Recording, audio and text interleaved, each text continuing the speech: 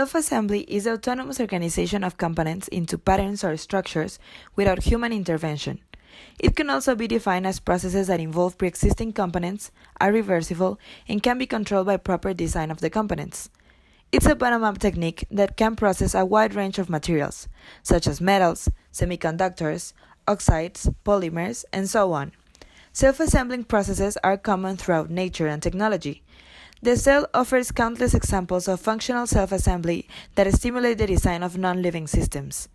Self-assembly is also common to many dynamic multi-component systems, from smart materials to sensors and computer networks. It is one of the few practical strategies for making ensembles of nanostructures. Molecular self-assembly involves non-covalent or weak covalent interactions, as van der Waals, electrostatic, hydrogen bonds, and hydrophobic interactions. Self-assembly reflects information coded, such as shape, surface properties, charge, polarizability, magnetic dipole, among others. In individual components, these characteristics determine the interactions among them. The design of the components that organize themselves into desired patterns and functions is the key to applications of self-assembly. Self-assemble techniques for component-to-substrate assembly are mainly based on energy minimization. A substrate is patterned with an array of energy traps. These traps include inertial, interfacial, electrostatic, and magnetic energies. On an assembly substrate, agitated components are attracted to these energy traps and then permanently attached. Thus, during self-assemble, different and many processes occur at the same time. These processes will depend on the nature and behavior of the building blocks utilized, according to three-dimensional conformation, electrical properties, entropic cost, and as well the conditions of the reaction, which will be pH, temperature, ionic strength, ligand concentration, etc. And as well interactions between the building blocks in order to form a bigger and more stable structure, such as the ones mentioned before: electrostatic, host gas, van der Waals, metal ligand, biomolecular recognition, etc. Like we said before, depending on the nature and behavior of building blocks utilized, the self-assembly processes could change. For instance, we can have an electrostatic and electromagnetic self-assemble, which is based on the electrostatic attraction of microcomponents, and this attraction is due to the polarization of the microcomponent in an electrical field. This type of self-assembly will be ruled by Coulomb's law, which states that electrostatic force is inversely proportional to the square of the distance between charges. As an example, we can say that a patterned surface with charges or localized electrical fields can be bending sides for another microcomponents, thus propitiating the ideal conditions for a self-assembly process. Another example will be the magnetic assembly, which can be utilized to attach microcomponents to magnetized sites on a substrate, where the short-range magnetic attractive forces keep the microcomponents parts in their recesses.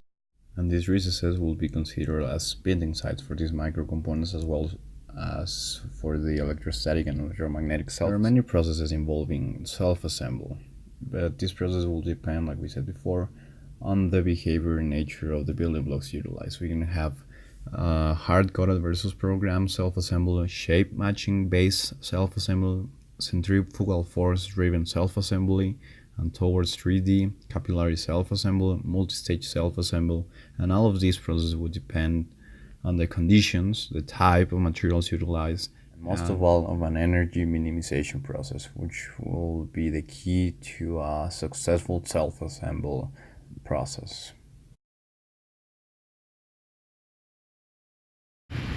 Self-assembly allows the fabrication of various inorganic and organic structures, such as spheres, aggregates, colloids, nanofibers, films, nanocages, etc., to produce a wide range of nanomaterials for different applications.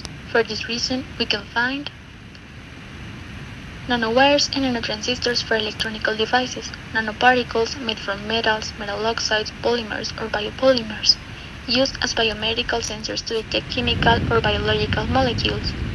Also, we have quantum dots that can be tuned by varying the temperature or the growth rate, size and shape control nanocrystals that form nanocrystal solids, used in materials industry and optoelectronics. What is a SAM?